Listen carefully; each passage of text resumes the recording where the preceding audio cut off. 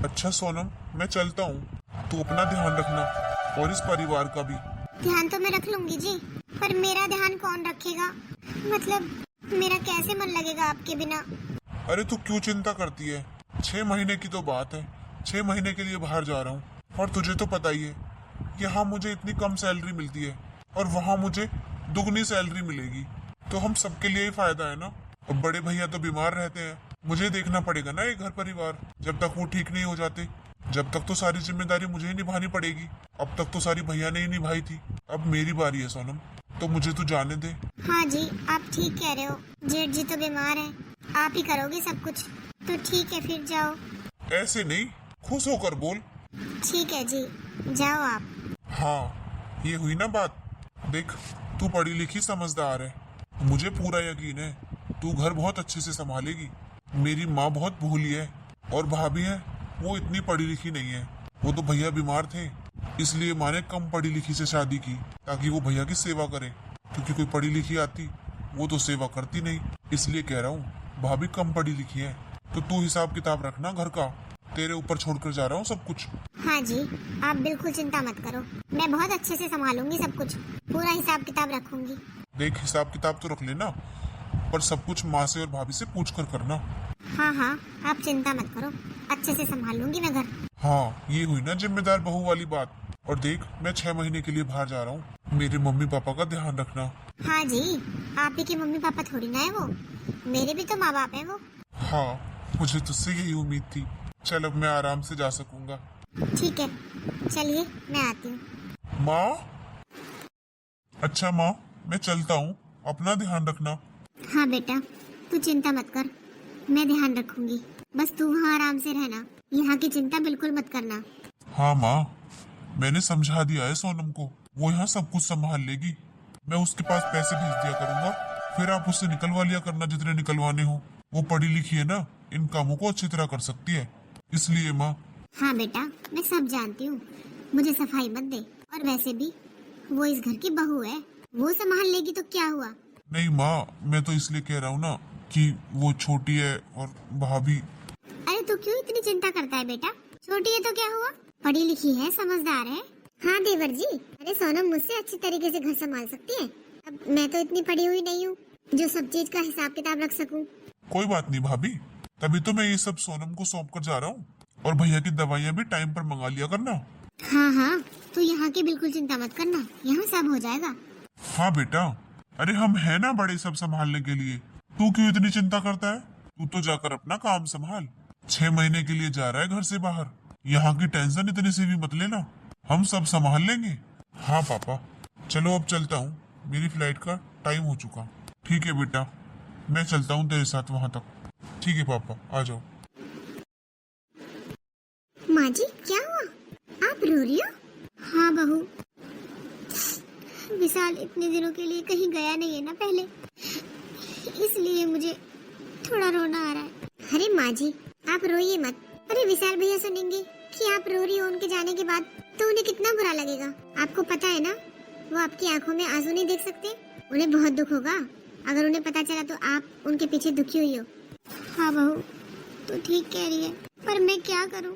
ये एक माँ की ममता है, मैं चाहती नहीं हूँ कि मैं रोऊं, पर मेरे आंसू रुक ही नहीं रहे। मेरा बेटा मुझे छोड़कर कहीं नहीं गया आज तक, और अब गया तो सीधा 6 महीने के लिए। अरे माँ जी, वो हम सबकी वजह से ही तो गए, आपको तो पता ही है कि ये तो बीमार है, ये तो अभी फिलहाल कुछ कर नहीं सकते। विशाल भैया ही तो घर का सारा खर्चा चला रहे हैं और उन्हें वहाँ पर दुगनी सैलरी मिलेगी, इसीलिए गए हैं वो।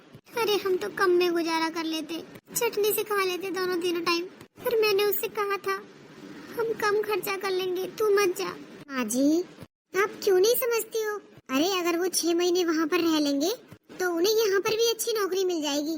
बस 6 महीने की तो बात है, ये तो ऐसे ही निकल जाएंगे, और हम सब है ना आपके पास। हम तो सब है बहू, पर मेरा बेटा वहाँ अकेला रहेगा। माँ जी आप नहीं मानोगी ना, आप रोना बंद नहीं करोगी ना, तो फिर ठीक है, मैं अभी विशाल भैया को फोन कर देती हूँ। नहीं नहीं बहू, ऐसा मत करना। तो फिर आप चुप हो जाओ। ठीक है बहू, मैं अब नहीं रहूंगी, जा तू अपना काम कर ले। ठीक है माँ जी, पहले मैं आपके लिए चाय बना लाऊं? नहीं बहू, ऐसा कर, अपना काम खत्म कर ले, फिर एक साथ बना लेना चाय। तीनों सास बहू एक साथ बैठकर पियेंगे। ठीक है माँ जी।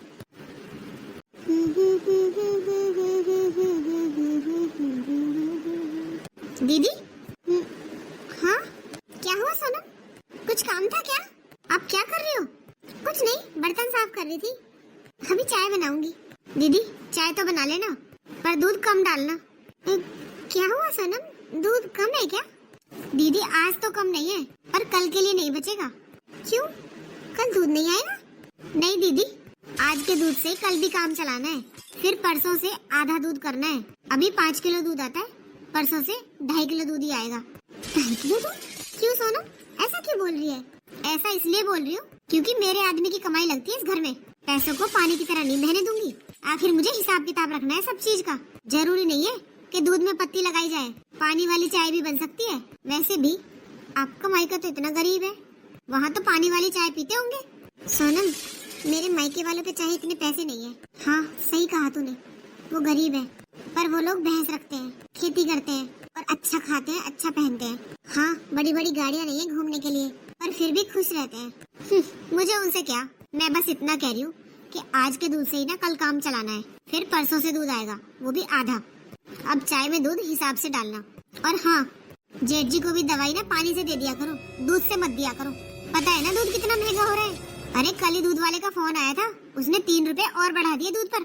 तो खर्चा देखकर चलना होगा ना, और मुझे ही सौंप कर गए हैं वो खर्चे की जिम्मेदारी, तो मैं ही संभालूंगी ना अपने तरीके से, इसलिए बोल रही हूँ।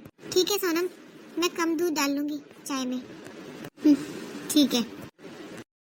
इसे क्या हुआ, देवर जी के जाते ही बदल गई? अरे आज तक इसने मुझसे ऐसे बात नहीं की, फिर ऐसा क्यों, कैसे पराये जैसा व्यवहार कर रही है? खैर कोई बात नहीं, ठीक ही तो कह रही है। आखिर हिसाब किताब इसे तो रखना है, और दूध तो हो भी महंगा रहा है। कोई बात नहीं, जो करेगी सोच समझ कर ही करेगी।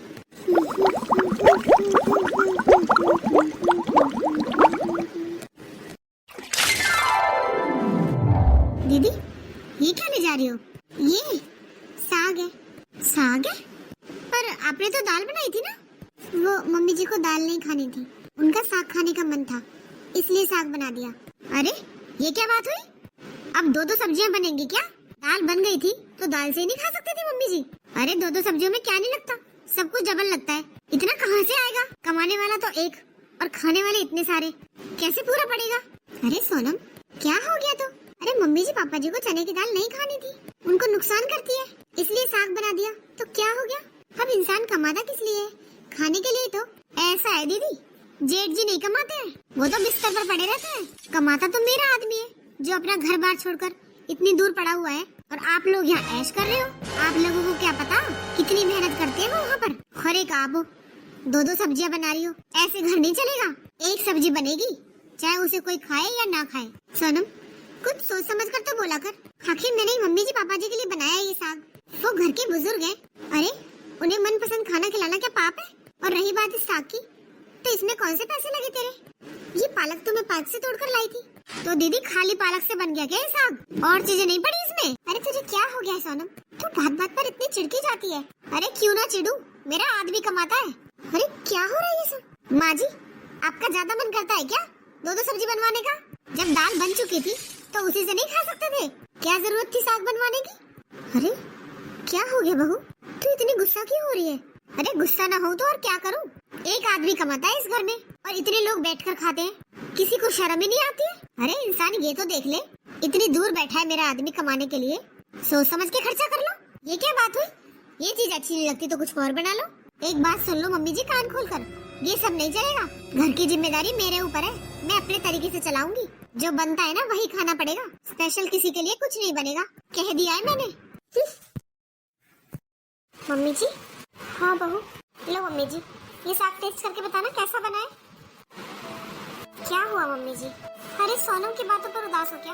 पागल है वो तो, कुछ भी बोल देती है जो मुंह में आता है। आप क्यों बुरा मान रही हो? आप ये साग टेस्ट करके बताओ कैसा बना है। आज मैंने दूसरे तरीके से बनाया है। बहू, ये छोटी बहू को क्या हो गया है? ये तो ठीक से बात तक नहीं करती, अब बात बात पर बोलती रहेगी। मेरे पति की कमाई खा रहे हो सब, मेरे पति की कमाई खा रहे हो सब। अरे इसका पति क्या मेरा बेटा नहीं है जो ये ऐसा बोलती है? हाँ मम्मी जी, आप ठीक कह रही हो, अब तो मुझसे भी नहीं सुना जाता। अरे हर टाइम जो मुंह में आता है वही बोल देती है।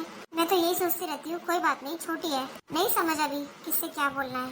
पर फिर भी मम्मी जी, ये तो इसे देखना चाहिए कि आप भी बड़ी हो, मैं भी बड़ी हूँ इससे, तो कुछ तो लिहाज रखे। और तो और आपके बड़े बेटे के लिए भी इतना बोलती है, पूरे दिन बिस्तर पर पड़े रहते हैं, कुछ करते नहीं है। आप ही बताओ मम्मी जी, बिस्तर पर पड़े रहने का किसी को अच्छा लगता है? कोई मजबूरी में ही पड़ता है ना। और मेरा तो मन करता है मैं देवर जी के पास फोन कर दूं और उन्हें बताऊं कि जिसके हाथों में घर की जिम्मेदारी छोड़कर गए थे वो कैसी जिम्मेदारी निभा रही है। नहीं नहीं बहू, कैसी बात कर रही है तू? अरे ऐसा मत करना, मैं नहीं चाहती मेरा बेटा इतना दूर बैठे हुए भी टेंशन ले। अरे उसे कुछ मत बताना, वैसे भी वो इतनी दूर है, यहाँ होता तो अलग बात होती। मैं नहीं चाहती कि उसे इतनी सी भी चिंता हो वहाँ। इसलिए बहू, तुझे मेरी कसम है, तू उससे कुछ मत कहना। जैसा चल रहा है चलने दे, वो अपने आप आकर देख लेगा।